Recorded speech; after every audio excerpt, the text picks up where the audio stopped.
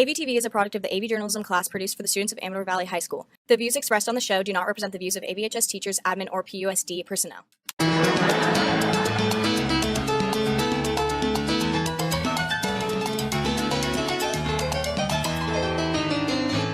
Good morning, Dons. Today is Friday, March 19th, and I'm Nikith.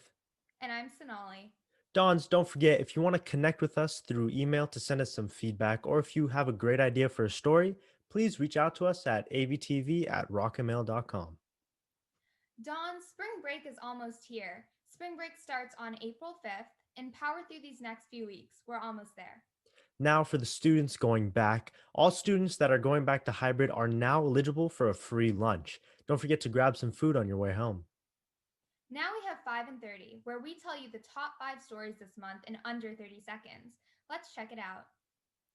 What's up, Dons? This is Matt Carter here today with this week's 5 and 30, where we count down our top 5 favorite AVT stories this week in 30 seconds or less. So let's get right into it. First up, we have a story all about the alarming rise in anti-Asian violence throughout the Bay Area right now. And on that note, our second story is on this recent rise in hate crime and how community members are standing up to it. Next, here's a story on the 2 U.S. states that are going completely mask-free and the example they're setting for the rest of the country. You can check out this story to see what fun events leadership is planning to replace prom and ball this year. And lastly, we have a story on the Del Val parking lot being closed for hybrid students and why that is. And that's all the time we have for this week's 5 and 30. Now, back to you guys in the studio. Now, Dontversity is going to be very different this year. The program will be run by leadership, and they've got a lot of plans. Let's check out this segment all about what we're going to expect.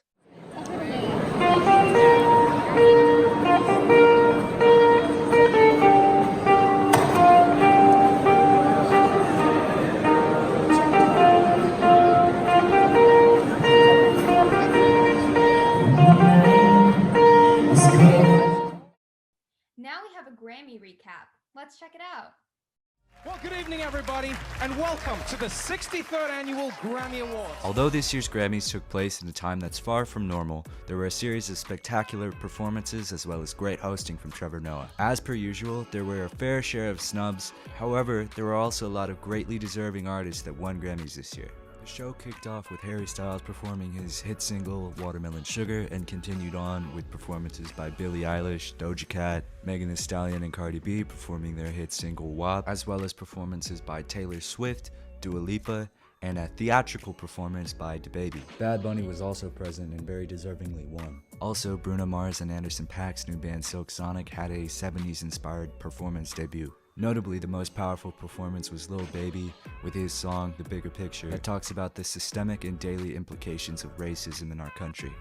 Billie Eilish won Record of the Year, but ultimately felt Megan Thee Stallion was more deserving, but thankfully Megan got her recognition. She won Best New Artist, Best Rap Song, and Best Rap Performance for her Savage remix with Beyonce. Speaking of the Queen Bee herself, she broke the all-time record for Grammys won by a singer, male or female, by winning Best R&B Performance for Black Parade. Another deserving win was her who won Song of the Year for I Can't Breathe. I didn't imagine that my fear and that my pain would turn into impact and it would possibly turn into change. Obviously, the Grammys were pretty star-studded with a performance also by BTS, but we asked Amador students what they thought. I was excited to see that Slow Tie and Eminem had a nomination for My High because I really did like that song. And then obviously the snub with The Weeknd. I wasn't surprised to see he wasn't there considering all the drama, but it was still upsetting. But I definitely stayed for the Colors performance because I liked that song. All in all, I was actually happy to see that there were a lot of Black artists that were in the nominations and did win. A few of the nominations for stuff like the Best New Artist, I didn't get why Doja Cat was on there, but that was kind of weird to me. My favorite performance was Haim. I think they did a great job and I love their music too. I think that a lot of songs this year that got Grammys were swayed by TikTok trends. I think that Phoebe Bridgers was snubbed, so I was very disappointed in that. Someone needs to send Elton John a punching bag. Even if you didn't agree with the nominees and wins, the Grammys this year were definitely something, and it was interesting to see how they adjusted to the coronavirus pandemic. And that's it for today, Dons. Make sure you check back in with us on Wednesday for some more news, announcements, and profiles. Thanks for joining us, Dons. Our goal is to make sure we keep you connected, so when the world shuts down, we push ahead, because news matters. And remember, Dons, it's always a beautiful day here at Amador. Yeah, it's a beautiful day.